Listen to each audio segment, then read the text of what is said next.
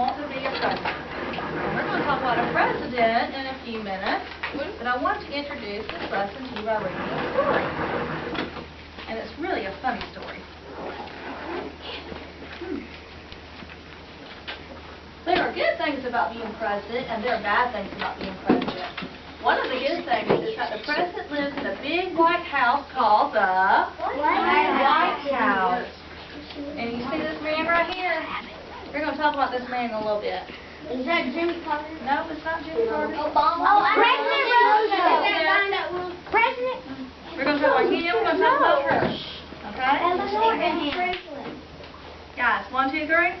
Eyes on me. Let's learn some history. 1, 2, 3. Eyes on me. Let's learn some history. Say it with me. 1, 2, 3. Eyes on me. Let's learn some history. Okay. Let's pay attention to the book. It's really funny. There's a lot of jokes.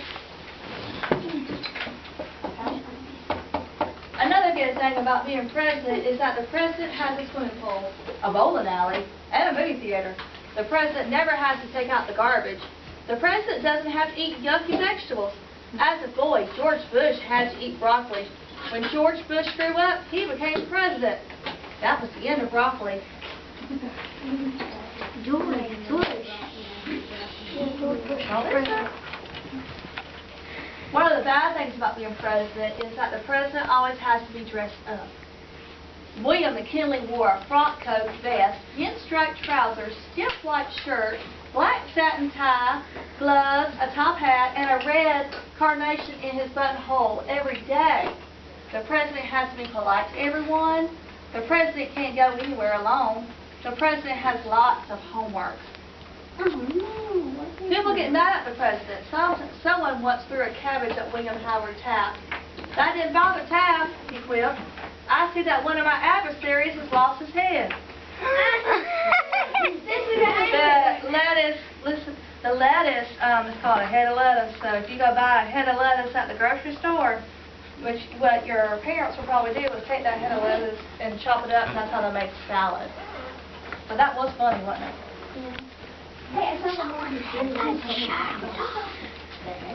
Lots of people want to be president. If you want to be president, it might help if your name is James. 6 presidents were named James. President Carter liked to be called Jimmy. 4 Johns, 4 Williams. President Clinton liked to be called Bill. 2 Georges, 2 Andrews, and 2 Franklins all became president. 2 Andrews? 2 Franklins. There is, listen again, 4 Johns, 4 Williams, 2 Georges, 2 Andrews, and 2 Franklins.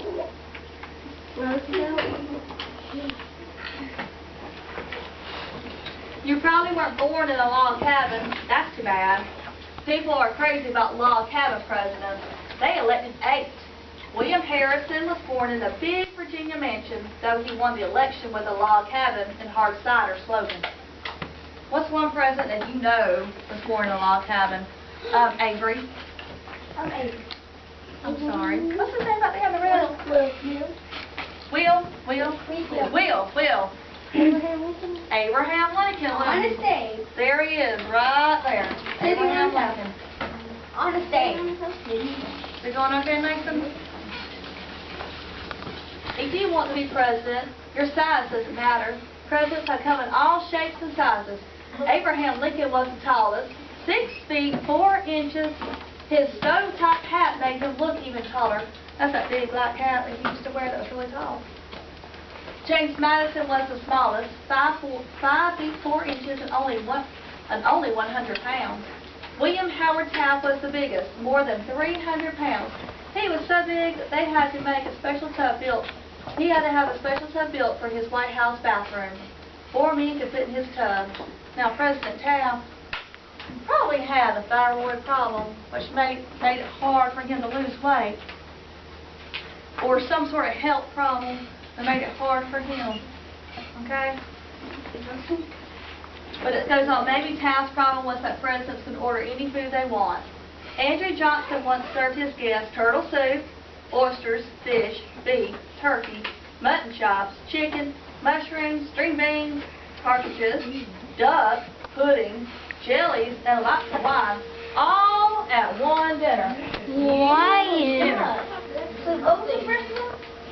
first one was turtle soup.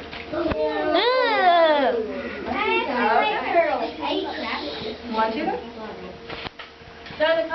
Though the Constitution says you have to wait until you're 35, young, old, and in between have become president. Theodore Teddy Roosevelt, at 42, was the youngest. He had pillow fights with his children and played football on the White House lawn. You must always remember that the president is about 6, a friend said. Ronald Reagan was the oldest. When he first ran for president, he was 69 years old. He joked that it was his 30th anniversary of his 39th. It was his 13th.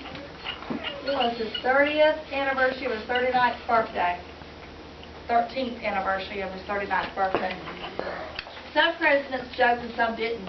Presidents' personalities have all been different. William McKinley was so nice that he tried to stop a mob from attacking a man who just shot him. Benjamin Harrison was so cold that one senator said talking to Harrison was like talking to a hitching post. A hitching post is, back in the day, they didn't have cars, they rode on horses. So they would take the leash of the horse that was attached to the horse and wrap it around the hitching post so the horse wouldn't run off. That's a hitching post. Calvin Coolidge was so shy and quiet that a dinner guest once made a bet that she could get him to say more than 2 words. You lose, he told her. Andrew Jackson certainly wasn't shy. When he ran for president, his opponents printed a list of his duels, fights, shootings, and brawls, 14 in all. This is Andrew Jackson right here. Andrew Jackson. Michael Jackson. Okay, let's see what else happened. See if you recognize the president on this page. Don't worry about your looks. Abraham Lincoln was a homely man, but he was one of our best presidents. He reunited the country by winning the Civil War. Someone once called Abraham two-faced. If I'm two-faced, would I wear the face I have now? Lincoln asked. Warren Harding was a handsome man, but he was one of the worst presidents. He gave government jobs to his crooked friends. I am not fit for this office and never should have been here, he admitted.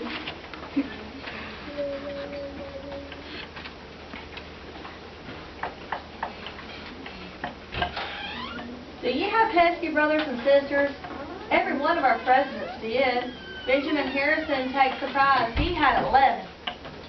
It's lucky he grew up on a 600-acre farm. James Polk and James Buchanan both had 9. George Washington, Thomas Jefferson, James Madison, and John Kennedy each had 8. 2 presidents were orphans, Andrew Jackson and Herbert Hoover. Now, we just said a minute ago that Andrew Jackson, where was he at? We just said that Andrew Jackson was getting rolls and kind of had a little bit of a temper. So we just found out on this page that he was orphaned, so maybe he just didn't learn that while he was growing up, and he had to learn it later. A president in your family tree is a plus. John Quincy Adams was John Adams' son. Theodore Roosevelt and Franklin Roosevelt were 5th cousins. Benjamin Harrison was William Harrison's grandson. James Madison and Zachary Taylor were 2nd cousins. Now, if you look, right here, you see this man at the top? Yeah. That's Theodore Roosevelt at the very top. You see he's pulling on somebody up on top of the tree? That's Franklin Roosevelt. We're going to talk about him in a little bit. Okay? All right. Some presidents threw money around and some were penny pinchers. James Monroe ordered rich silverware, china, candlesticks, chandeliers, clocks, mirrors, vases, rugs, draperies, and furniture for the White House. 93 crates in all. William Harrison was thrifty. He walked to market every morning with a basket under his arm. What they mean by thrifty is that he really watched where he spent money. He didn't just waste it. He watched what he spent his money on. So if he took a basket to market, he probably would have taken his lunch with him too to work.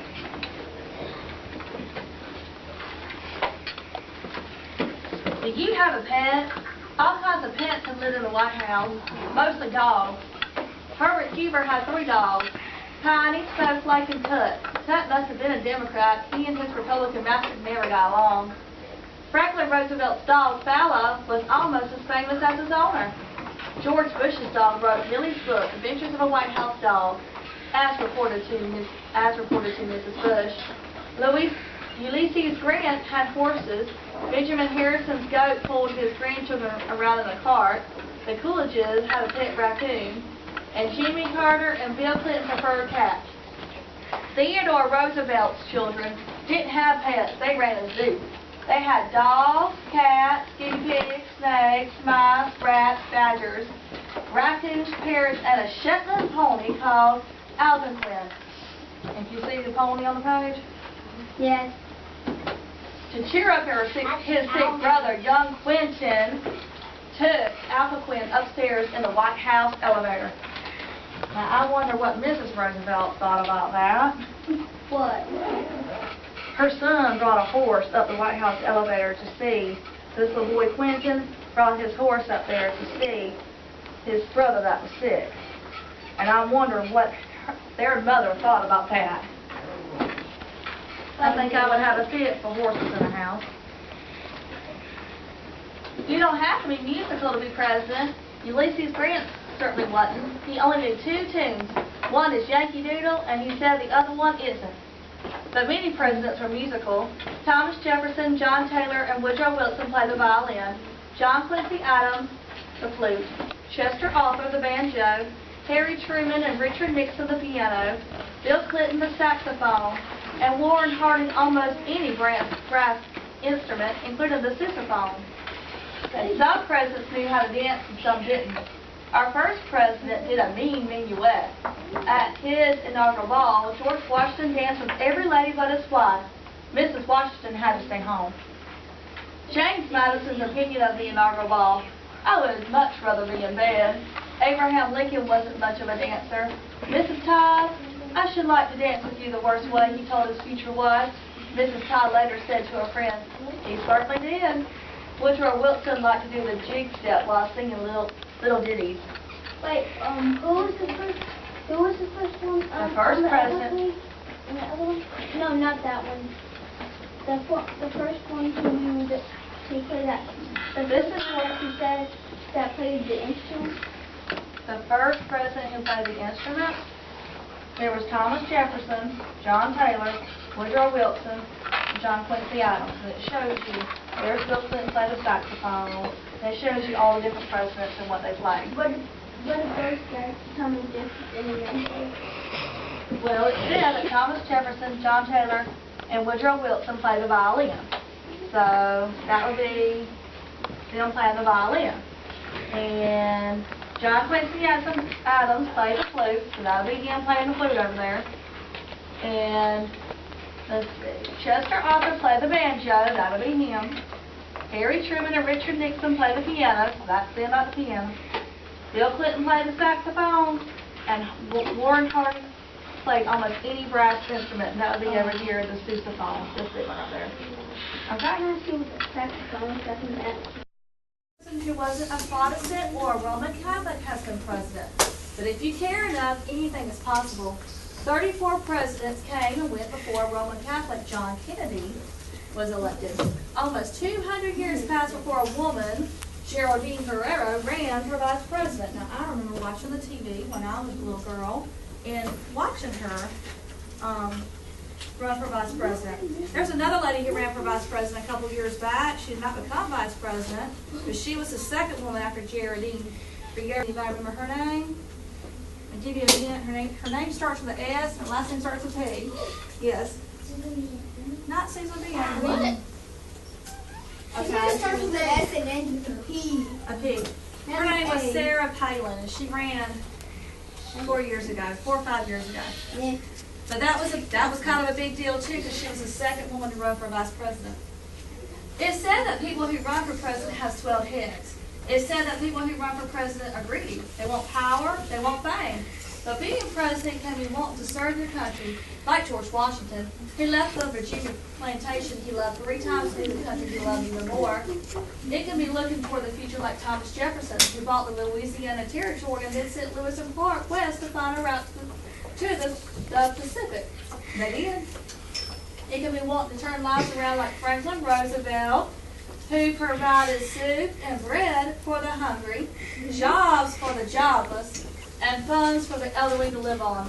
Nicholas wants to make the world a better place, like John Kennedy, who sent Peace Corps volunteers around the globe to teach and help others.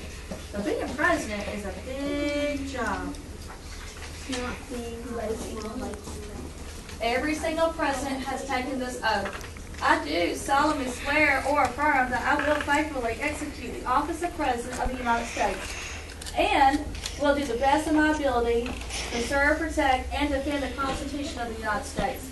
Only 35 words.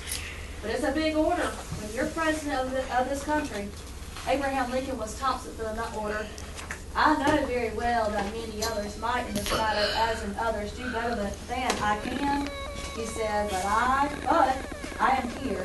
I must do the best I can and bear the responsibility of taking the course which I feel I ought to take. That's the bottom line, guys. Tall, short, fat, thin, talkative, quiet, vain, humble, lawyer, teacher, or soldier. This is what most of our presidents have tried to do, each in his own way. Some succeed, some fail. If you want to be president, guys, a good president, pattern yourself after the best. Our best have asked more themselves than they thought they could give. They had the courage, spirit, and will do what they knew was right.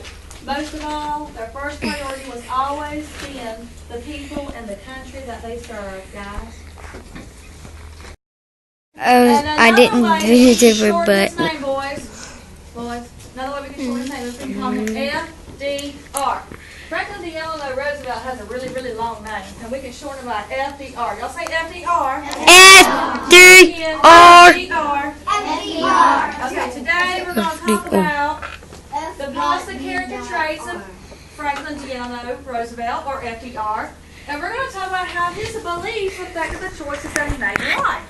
Okay? So, and we may have time to talk about what the choices that we make affect us in life. So let's move on to the next slide.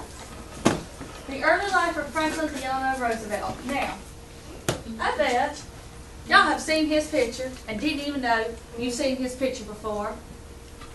How many of you think you've seen this picture before? All right. Do you know his picture, or his image, his profile is on the dime? Now, I'll explain to you why he's on the dime Thursday when we talk about Warm Springs, Georgia. But his picture is on the dime, or his profile, because of what? You know what, that is so interesting you said that, because another student in the other class said the exact same thing. That is really showing me you are thinking about it, but that's not the right answer. But I love how you're thinking about it and putting pieces together and trying to make connections. That's awesome. Daddy's second president? No. Okay, so, but we'll talk about that Thursday, so that's something exciting. Is it because he was the 10th president? No, it's not because it's exactly what he said. It's not because he's the 10th president. But you see a picture of him up on the dime here. FDR was born January 30th, 1882 to a wealthy family. Now, for some reason, the people, when they lived back at that time, when they were a very wealthy family, when I took pictures of their children, whether they were boys or whether they were girls, they would put them in this gown. And it kind of looks like a dress, but it's really not a dress, it's more of a gown. It was a fancy way of dressing him up for photos. So, here's this little boy over here, dressed up, and look, if you can even tell, he even has like a necklace on. Now, would y'all know that was a boy if you saw it first glance? Oh, no. Well, guess what, guys? That's FDR. And as he got older, I mean, folks will tell you that he was the only child, so I guess his mama really, really wanted him to look very, very nice for the photographs. So when he got a little bit older, he was a young boy, it was popular back then to dress him up in sailor suits. So just about every picture you could find of him as a young boy is kind of in a sailor suit. Y'all see the little ties out there? You see the sailor suit? And then this is a picture of Franklin Delano Roosevelt and his dad. Now his dad was like 25, 26 years older than his mom. And he loved his daddy and he loved his mama, and they loved him. Like I said before, he was the only child, so they really doted on him. So he was born to a wealthy family, and they lived in a place called Hyde Park, New York. They live in Hyde Park, New York. Now, is New York up north or is New York down south? North. Up north. Very good. Northeast. Now, this is a picture of the house that FDR grew up in. That's a big house. It's kind of like a mansion. And you can see, guys, what they're doing here. They're fixing it up because he is very famous in this country. And I'll tell you why in just a second. They want to keep the house looking good. But when he lived there as an adult, he added on some more rooms to the house. But it's a huge house. Yes, Will? Is Franklin still alive now? No. He was born in 1882. And we're in 2013 now. He died in 1945, which is still a long time ago. How? He's 100 right now. No. When was he born? 1882. Let's go back and look at this. He's been dead for a really long time. So, that just tells you how long ago he lived. When did he die? He died in 1945, but we'll get there in a minute. We are jumping down a rabbit hole. Okay, so this, he was born, this is what I want you guys to know. He was born in Hyde Park, New York, and he was born to a wealthy family. And this is his house. Remember, he lived in a big old mansion, right? Okay. All right. At the age of 14, before that, he was homeschooled, or he had tutors at home. But at the age of 14, his parents thought it would be a good idea for him to go to boarding school. So he went to this place called Broughton Boarding School. Now, boarding school is where kids go to the school and they actually live there, and they have like dorms, and they live there, and they sleep there, and they get up the next morning, they go to class, but they don't go home at the end of the day, they stay at the boarding school. Now, Bryce said from the last class that, is it kind of like where Harry Potter went? Yes, because remember, they all went there, and they all stayed there, they all slept there, so that's what a boarding school is. Okay, so he lived and studied at Groton Boarding School, and the headmaster there was always getting them to do, all the students to do nice things for others and try to help others. And so he really encouraged all the students to help people who were in need, and that really impacted Franklin and Roosevelt. And he had the passion wanting to help others was created in him while he was at Groton Boarding School. And it was his headmaster that put that passion within his heart to help others. So after he graduated Groton Boarding School in 1900, so that would be 113 years ago, in 1900, he then attended Harvard University. And while he was at Harvard, he met this lady, and her name was Eleanor. And this is a picture of FDR and Eleanor right there. Now, do they look like it looks like he's telling her a joke or something, and she's kind of halfway smiling. Do you think they enjoyed talking to each other from that picture? Yeah. I think they did too. Well, he received his degree from Harvard in 3 years, and while he was there, he reunited with Eleanor, and Eleanor happened to be his fifth cousin. Now, let me explain it to you. FDR's great-great-granddaddy and Eleanor's great-great-granddaddy were brothers, okay? Now, if we all did a family tree, we might find that some of us are related. But Eleanor's last name was already Roosevelt, okay? Because her great-great-granddaddy was brothers with Franklin's great-great-granddaddy. Did they know that? And to make the story, what? Did they know that at the time? Yes. In fact, they met again at a Christmas party, for a family Christmas party.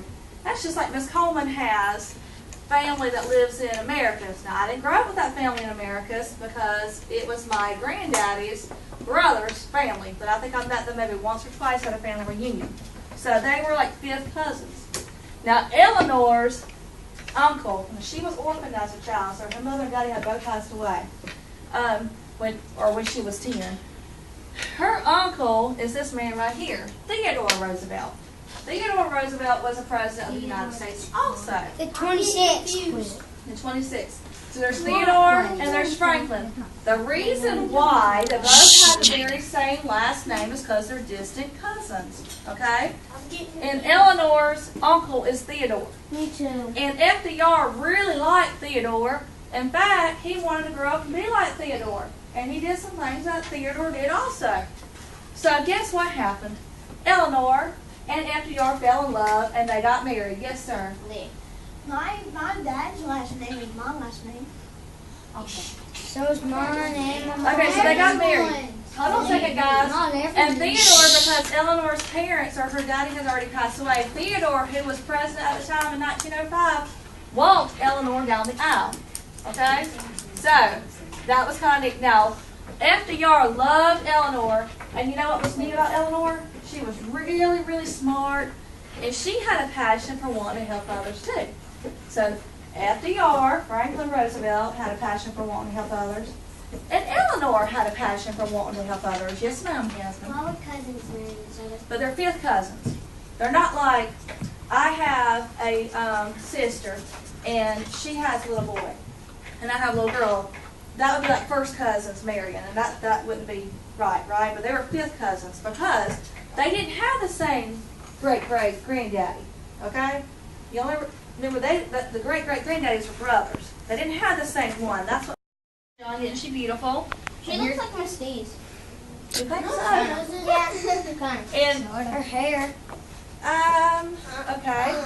And here's a picture of her. Maybe the wedding gown. eyebrows. No, doesn't look like her. I don't really think so, but okay.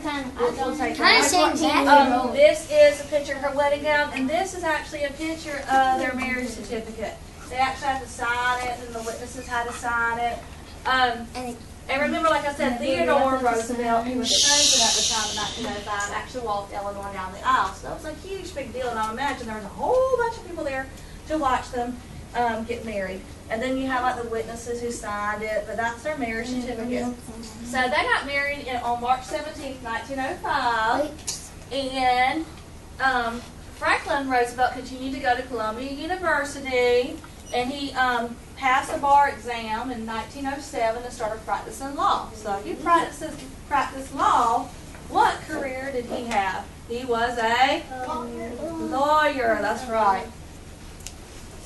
And guess what happened? 3 years. Franklin and Eleanor started a family. And they had 6 children. Their oldest child was a daughter. She's right here. Then they had a son. And then they had a third son. And the third son actually passed away when he was 8 months old. They just didn't have the medical means that we have now. And then they had 2 more children, so they had 5 kids. Or 3 more children, they had 5 kids. So they had a daughter and 4 boys. Now, can you imagine how busy Eleanor was with all the children? And can you imagine how busy Franklin was with all the children? And he was a really good father. He liked to get down and play with the kids. And What about his legs? okay, we'll talk about that in a minute. We haven't gotten that far yet, but I love that you're thinking ahead. That's awesome, Mason. So this is a picture of their little family. All right. So in 1910, Franklin decided he wanted to become a New York senator. So he campaigned to become a New York senator, and he had this red car that he would ride around in and campaigning and talking to people before the election, before he was for the election to become the senator. Now at that time, all the cars were like black. Because, in fact, you were really lucky if you had a car back then. Not everybody had a car. But it was a real big special thing to have a red car because, I mean, that was just something people didn't normally see. So, he rode around in his car, talking to people and giving speeches. And people stopped and took notice of this man riding around in a red car. And they actually thought he was speeding down the roads. He was only going about maybe 20, 25 miles an hour because that's how fast those cars would go. That's as fast. They wouldn't go any faster than that. So he gave up to 10 speeches a day. You know, he was really good at giving speeches. Can anybody think of one of the other heroes we talked about up here that was really good at giving speeches? Who was someone? Yes, sir, right here. Andrew. Susan B. Anthony gave speeches, was good at. Who else is really good at giving speeches? Somebody? Yes. Frederick Douglass. That's right. He was really good at giving speeches. So you can see here in this picture that he's up here giving a speech. Now remember, guys, the pictures are black and white because there was no color pictures back then in 1905, and in 1907 and 1910. So you can see him there giving a speech, and you can see him right here shaking people's hands, smiling, and being real happy and talking to the people, guys. So after he was senator, he became the assistant secretary to the Navy, and he liked to talk to all the admirals, and he liked to talk to all the sailors, and he liked to learn all he could learn about the Navy. He never really was a part of the Navy as a sailor or a soldier, but he learned as much as he could. And you know, one day, after learning so much from everybody, he encouraged the Navy to build more battleships. So guess what they did? They built this battleship right here called the USS Arizona. Now the USS Arizona was commissioned on October 17, 1916. And it was an amazing ship, and it was just neat. Everyone was excited when it was commissioned, and he was there when they commissioned it. He was there when they said, okay, the USS Arizona is ready, and everyone celebrated, and that was really neat. But what's interesting about this ship is later on, when we talk about this on Wednesday, something very significant happened to the USS Arizona. So y'all say USS Arizona. USS Arizona. USS Arizona. USS Arizona. Very good. So as I said, he was the assistant secretary to the Navy. And while he was there, he learned a lot, and he learned a lot about warfare, which will help him later on in his life. What? Second grade. Second. Okay. Segregate. So that was a few years later in 1920. Guess what he decided to do? The presidential candidate, James Cox, said, FDR, would you like to run as the vice president on my ticket? And what do you think FDR said? Yes. Sure. He said, yes, would I? So he became, because the president candidate can pick who they want to run as the vice president.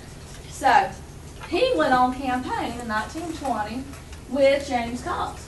And he was very optimistic. He loved meeting people. All right, this is James Cox right here, and he's kind of halfway smiling.